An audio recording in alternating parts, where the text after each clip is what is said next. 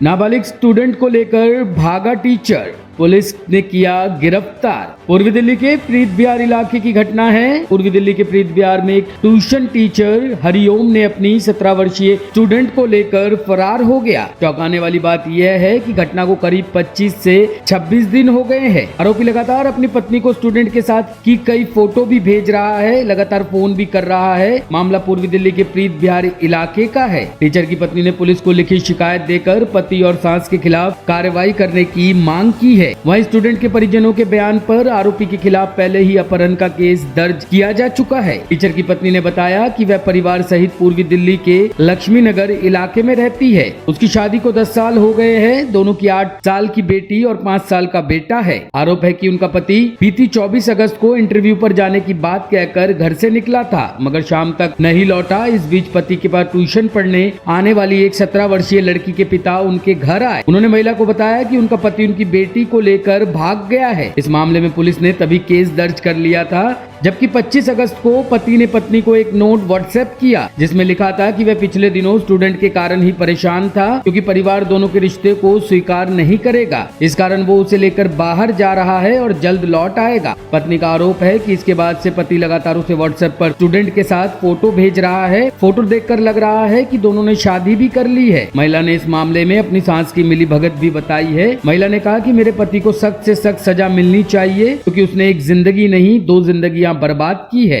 वहीं tuition teacher की पत्नी और पीड़ित लड़की के पिता का कहना है कि पुलिस आरोपी के खिलाफ सख्त से सख्त कार्रवाई करे और उसको सख्त से सख्त सजा दे, ताकि आने वाले समय में ऐसी घटना दोबारा ना हो सके। पुलिस ने आरोपी टीचर और स्टूडेंट को गिरफ्तार कर लिया है और आगे की कार्रवाई कर रही है।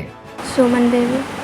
सुमन जी, क्या हुआ था जो आपने कंप्लेंट डाला था, क्या बात है? सर, मेरे पति उसने बोल के गया था कि हम इंटरव्यू देने के लिए जा रहे हैं, तो फिर शाम तक वो नहीं घर आए। तो हम आसपास में पता किए कि वो कहाँ पे है, तो फिर पता नहीं चला। तो फिर फ़ोन लगाए तो फ़ोन भी स्विच ऑफ आ रहा था।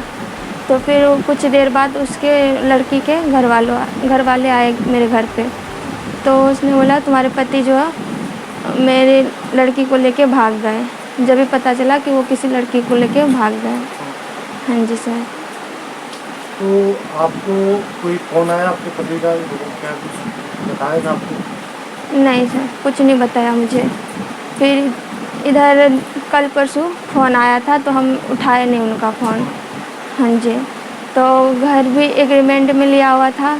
वो कमेटी चला रहे थे, तो कमेटी चला रहे थे, पैसा तो लेके भाग गया और एग्रीमेंट में रूम लिया हुआ था। तो उसने बोला सब कमेटी मेंबर से कि एग्रीमेंट का पैसा से ही वो कमेटी भरा हुआ जाएगा।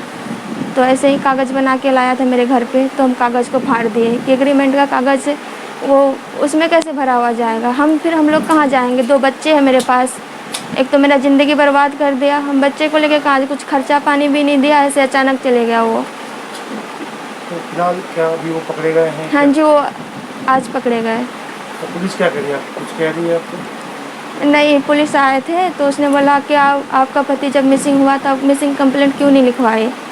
तो हम लिखवाने के लिए गए थे मिसिंग कंप्लेंट, तो पुलिस वाले ने मना कर दिया कि जब पहले से मिसिंग कंप्लेंट लिखा हुआ है ही तो तुम क्या लिखवाओगी।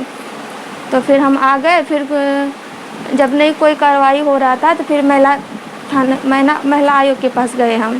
फिर उसने कोई एक वो केस दर्ज किया, जब भी लिया केस मेरा।